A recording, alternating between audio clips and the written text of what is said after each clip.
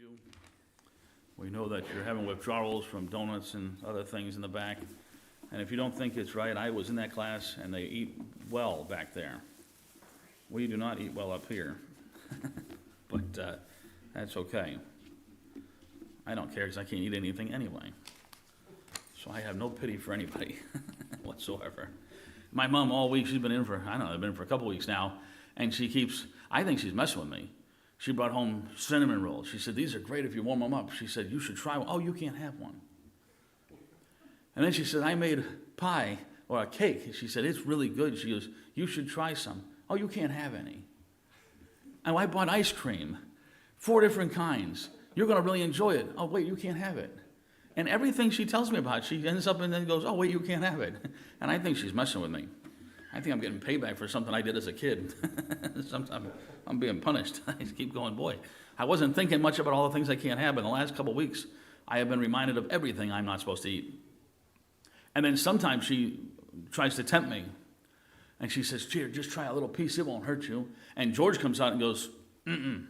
And he watches me. He don't want me dead before he gets married, I guess. So I've got to, I can't win for losing. I can't even sneak stuff in the house without someone yelling at me. So we just eat meat. Now, on the side note, okay, this isn't very spiritual, but maybe it is. If you're on the carnivore diet, Arby's just released something new called steak nuggets.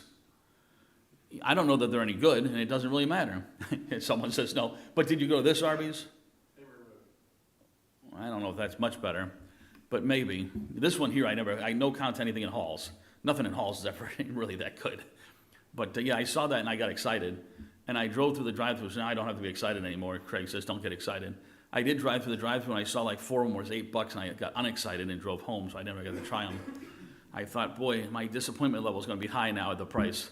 If they were like $3, I would have thought my disappointment level can't be that bad. But I was imagining like a processed meatball, but was I getting close?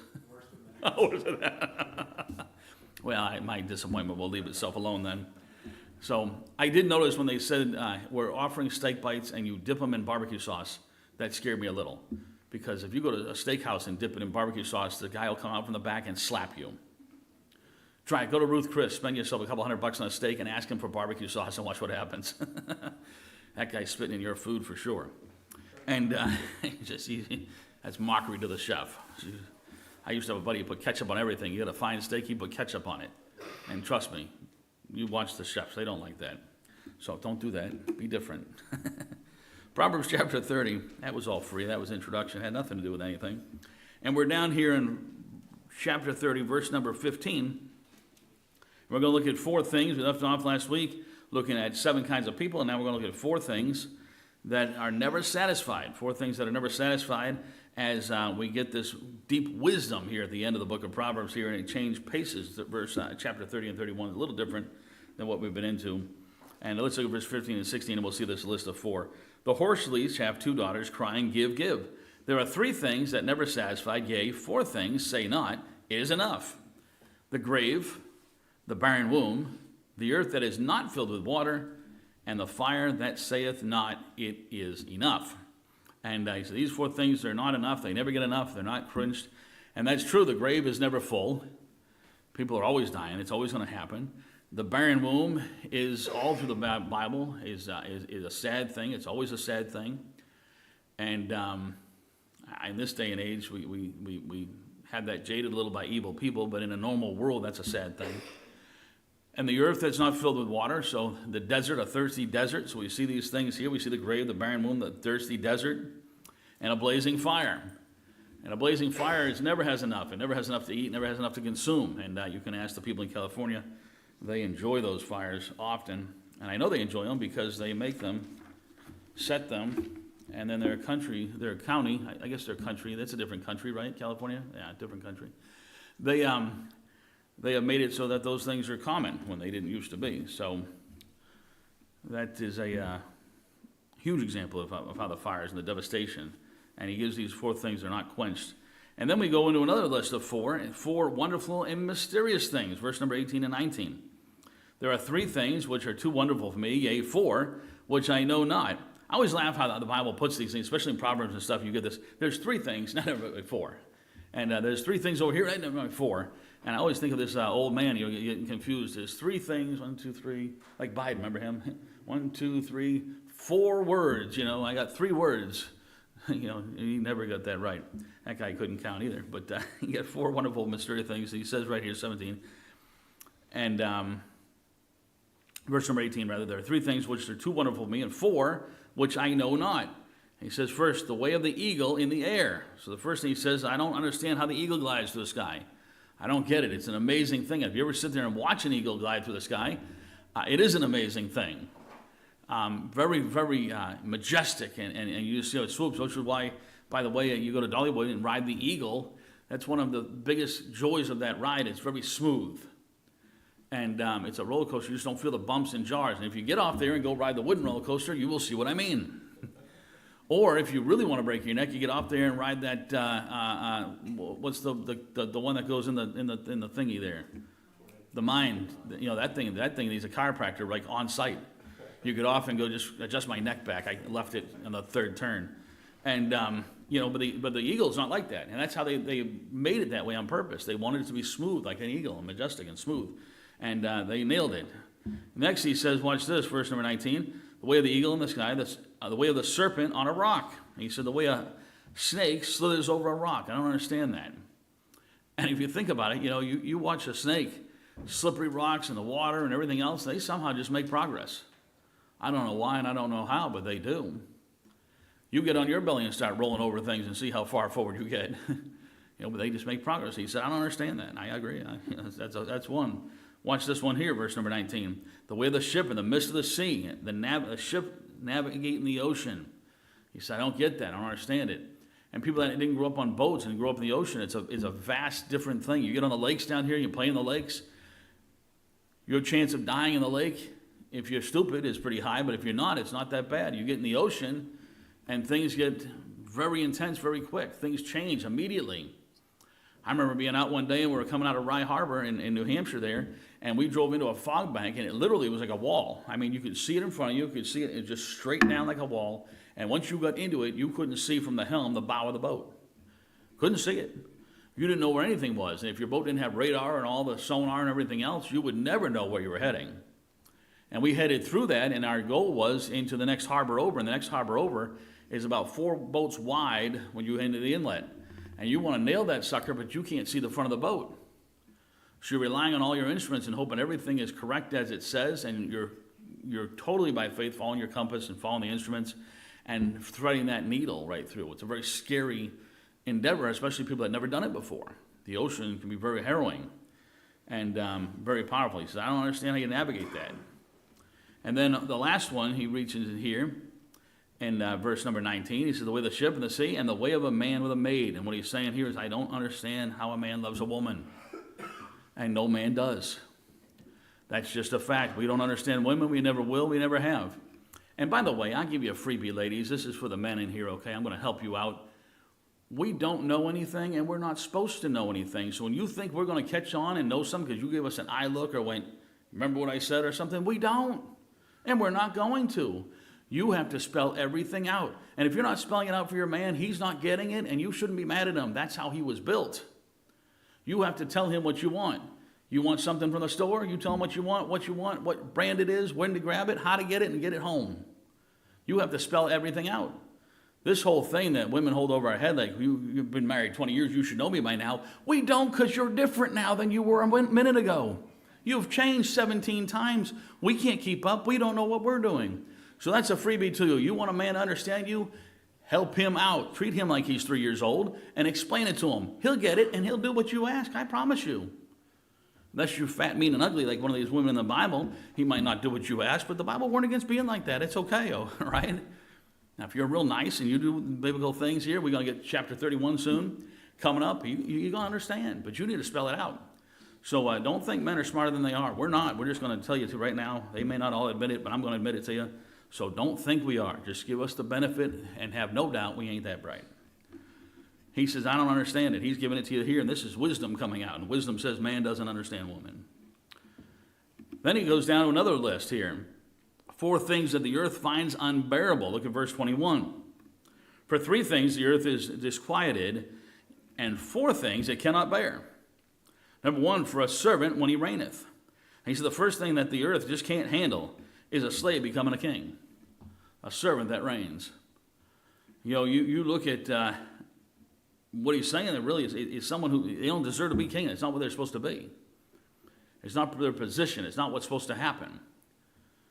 And if you ever wonder that, take the most popular president we ever voted for, this guy Joe Biden, the most popular guy in the world. Never been popular in his entire life. 40 years or so in politics. Never won anything. Never won an award. Never did anything. Nothing to his credit. Never popular. One election, he was the most popular man in the world, and then all those people forgot about him in the next election and threw him to the curb, and he disappeared. See, that was called false, okay? I hate to tell you that. That was called fraud. And fraud happens, okay? And when it happens, someone who isn't supposed to be elected got elected. And that's what happened. He's talking about here. Someone who doesn't belong to be king. The earth can't bear it. And look, we didn't bear it well. Look at the next one, verse 22, rather. For a servant who reigneth, a fool when he was filled with meat. An overbearing fool who prospers. The earth can't handle that. You meet these people and go, I don't understand. As crazy as that guy is, as left Clooney and everything else, how does he prosper? How does he make it? And it does. It drives the earth nuts. The earth can't handle it, and quite frankly, neither can I. Look at the next one here. Verse 23. For an odious woman when she's married, a bitter woman who finally gets married. The earth can't stand it. It just can't stand it. And we've all sat there and seen someone marry that woman over the years now. We all have known someone like that and gone, poor sucker, poor guy. And we've all kind of lamented for him and thought, boy, I'm glad it's him and not me. And it says the earth can't handle that, okay? Don't worry, there's no one in here like that, okay, that I know personally. And if you do think your wife is like that, you should keep your mouth shut right now because you're already married. You should just go home and buy her flowers. It should be nice for you. And then last one right here, verse number 23. And the handmaid that is heir to her mistress. And that's a servant who supplements her mistress. An heirmaid who's heir to the mistress. And no one else, but somehow she's gotten in tight and the family doesn't get it. And the maid does. Things that are just not natural. There's things that the earth finds unbearable. It's not natural. It's not how it's supposed to be. And then we look at four things that are small but wise. Look at verse 24. We get a little more wisdom from the small things in earth. There be four things which are little upon the earth, but they are exceeding wise. The ants, number one, are a people not strong, yet they prepare their meat in the summer. The ants prepare. When work's to be done, they do the work. And they keep up, and they keep up pace. They don't starve in the winter. They don't falter. They don't stop, and they don't slow down. And if you don't believe me, find that little path of ants, especially on a good wet day in East Tennessee when they're coming in your house. You get that big path, they're coming in, and you don't want them in there.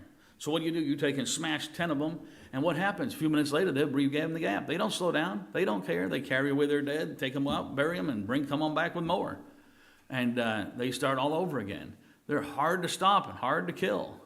They just keep going and going and going. And if you ever watch them, they'll bring away stuff. You'll sit there and go, it's the equivalent of like one of you having a pickup truck on your shoulders. They're walking off with this huge thing. You're going, that's impressive. And they are.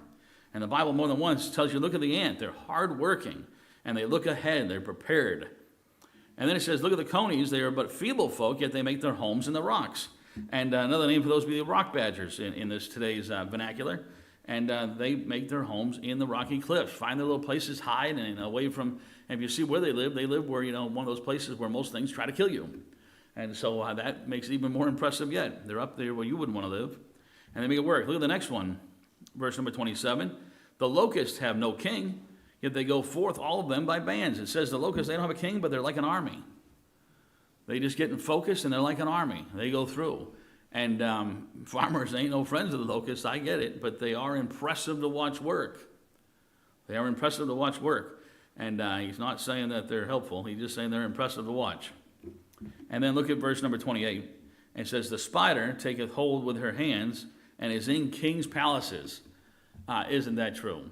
You can defumigate. You can do all you want. You can have a bug guy in once a day, and you're going to have a spider in your house. She ain't going to stop it. You can get rid of the ants and the mites and about everything else. You can be the cleanest person in the world. Have a perfect house inside. You can wrap that sucker tight as can be. And guess what? Still a spider in there. You're going to find one. Now, I have a deal. You should make the same deal with your spiders. We have a great deal. I know the spiders eat things I don't like. I get it. So I have a deal with them. If I can't see you leeching off me not paying rent, you're okay. As soon as I see you, you better come up with a rent check or you're dead. And none of them have ever handed me a check, so they all have been out in public, have died, because that's our deal, okay?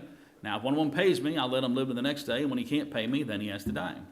That's how we treat spiders in my house. Now, personally, my wife knows this, and she don't like this, by the way. You know them little lizards that run around here?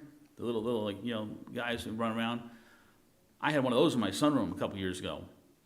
And it ran through and ran through. I see him a dozen times. And Faith says, you got to find him and kill him. I said, it ain't a spider. She said, it's a lizard. You going to let it live? I said, yeah. She goes, you kill everything that comes in. I said, right, and so does he. Because I determined something. That lizard won't bite me. He won't crawl in my nose when I'm sleeping. And they say spiders do that. He ain't going to end up in my mouth.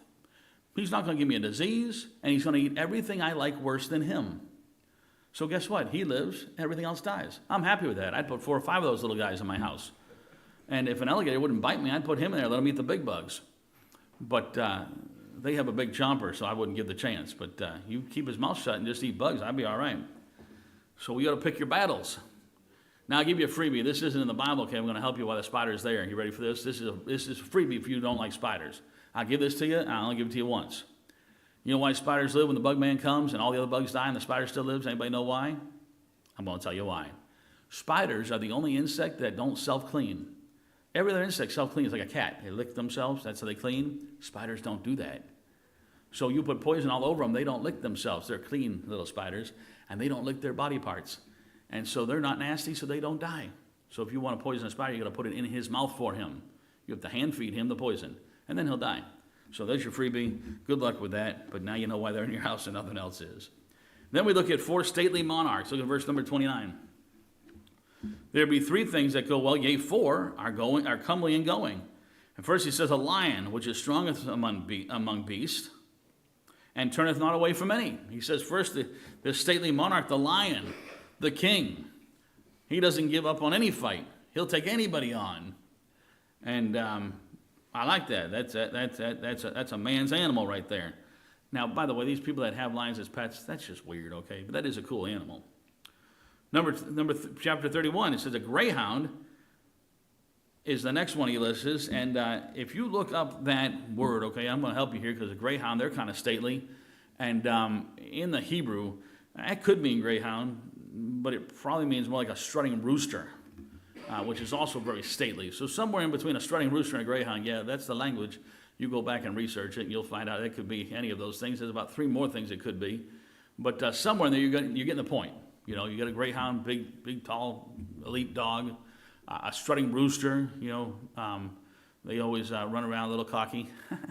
But, sorry, rooster, forget it. But, very prestigious, very good. And then he goes on and says a male goat, and he goat also. He says stately monarch, a male goat. You say that's a stately monarch? Stand by one when he don't want you there and find out.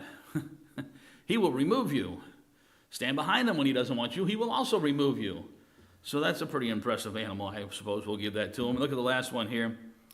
And he says, and a king against whom there is no rising up. And he says all these stately monarchs, give the lion, the strutting rooster, the greyhound, the goat, and then a king who leads his army. A king leading his army.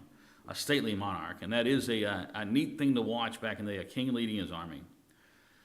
And then we're going to look at 3 byproducts of life. Look at verse number 33. Surely the churning of milk yields butter, bringeth forth butter. And we see number 1 part of life. Churning milk brings forth butter. And you can't get more simple than that, but he's given it to you. Number 2, and the wringing of the nose bringeth forth blood. You twist someone's nose, you're going to get blood. That's just how it is. And there's other ways of getting blood out of your nose, but that's wringing the nose right there. And so the forcing wrath bringeth forth strife. He says anger produces quarrels. Go figure.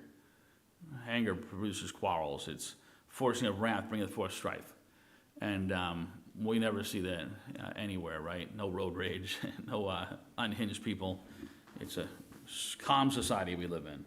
And so ends chapter 30, an interesting chapter and a big change from before. We won't get through 31, but we'll start on it a little bit here.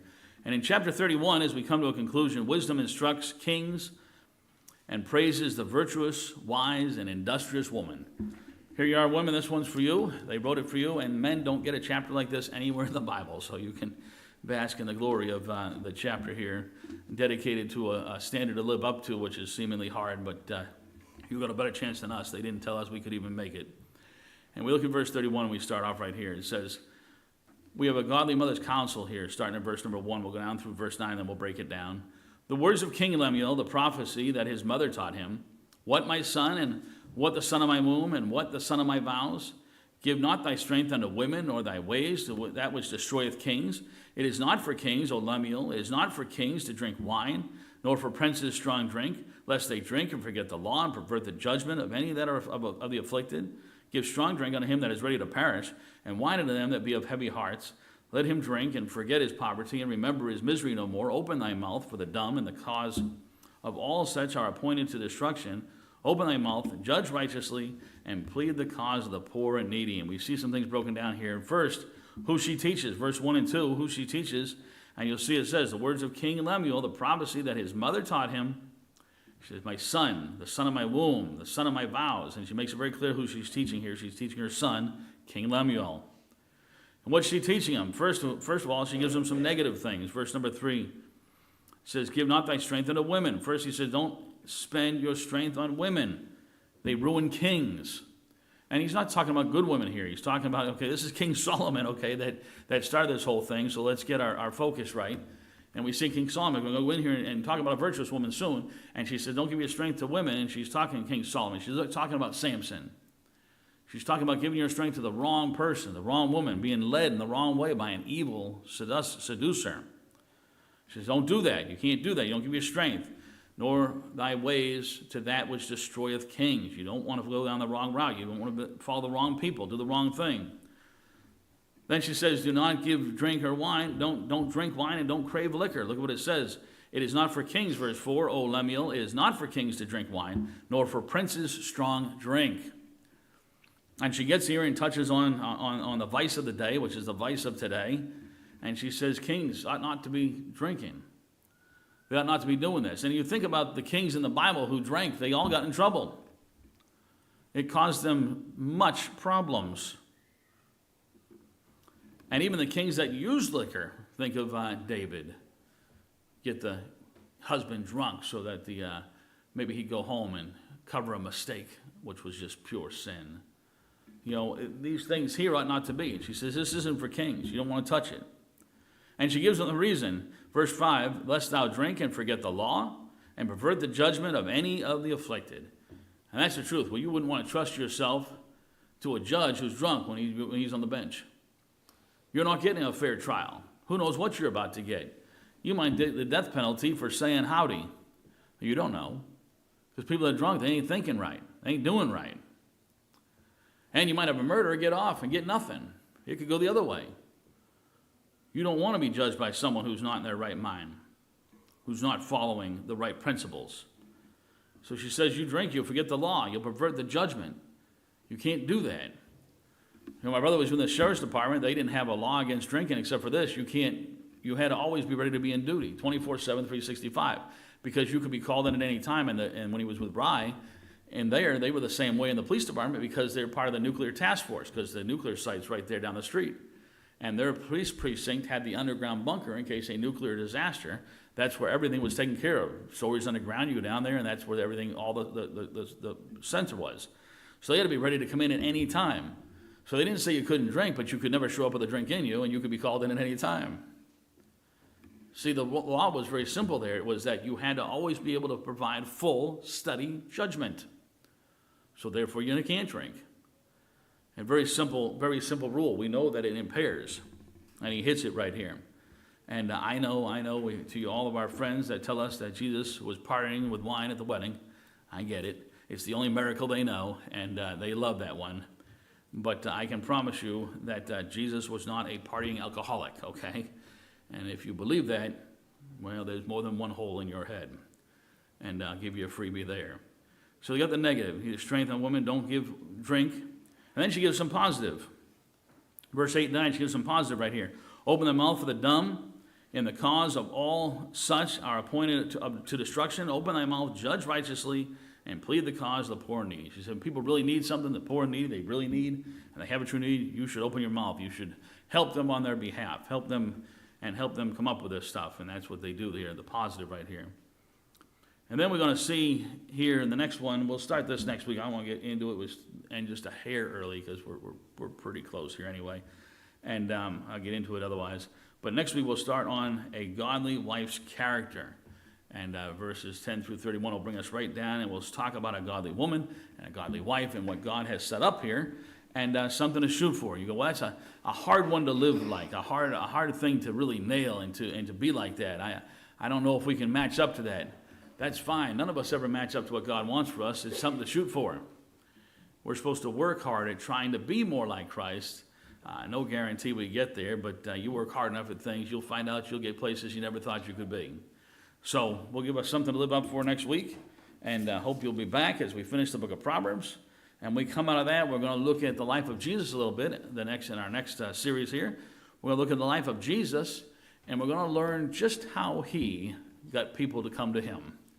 And what did Jesus do to tell people about himself? What did Jesus do to bring people to him? He wasn't divisive. He didn't say crazy things and give crazy content. He asked questions. 310, I believe, questions. He asked questions. And he let the people think on things. He had great wisdom. And so we want the wisdom of Christ, and we are in a world that needs Jesus. So we're going to look into how Jesus won people to him, what he taught, and what he says about salvation. And we'll find out that a lot of people deny what Jesus says and do their own thing. And so let's look at the author himself. I think he got it right. I think he knew exactly what it took to be saved. And so we'll look at Jesus through the eyes of Jesus and how we can tell people about him the way he told people about him and the way he taught his disciples. And I think it'll be an exciting look into the eyes of the New Testament and see what Jesus actually did to be so successful in his ministry. Now, obviously, he was perfect. Obviously, he was God. Obviously, he knew the heart. I mean, there's some things that gave him an edge. There's no doubt about it. But he also stated over and over, he's our example. So there's a little bit of an edge there. On the same token, he said he's an example of us, which means we're supposed to follow and try to do what he did. And it shouldn't be that impossible because he told us to do it. So he provides a way. So we'll look at that, and I think that'll be an exciting next chapter. And then we'll see where we go from there. Let's pray. Dear God and Heavenly Father, we thank you so much for the opportunity to come to your house one more time, dear Lord. We thank you for your word. We praise you that your word does not return void, that your word is all powerful. There's no promise ever been made that man's voice would be something special, but that your word would touch hearts, that your word would change lives, that your word would not fall on dead ground, dear Lord. Your word would not return void. Lord, I pray that we would put our trust and our confidence in your word. We put our trust and love in following you, that we would try to be more like you, that we would try to see what it is that you did that made your life the perfect sinless life it was, that we might try to live up to a standard though we know we can't keep, but we know we're supposed to try for, and with your help, dear Lord, all things are possible. So may we look to you, the author and finisher of our faith. May we this morning seek to draw closer to you. I pray that you would bless, guide, direct in all that we do. May we see through the man of the cross, dear Lord, may we see your Son high and lifted up. Even this morning, dear Lord, may we draw nigh unto thee. In Jesus' precious name we pray. Amen. And you are free to go a little early. Mark that down.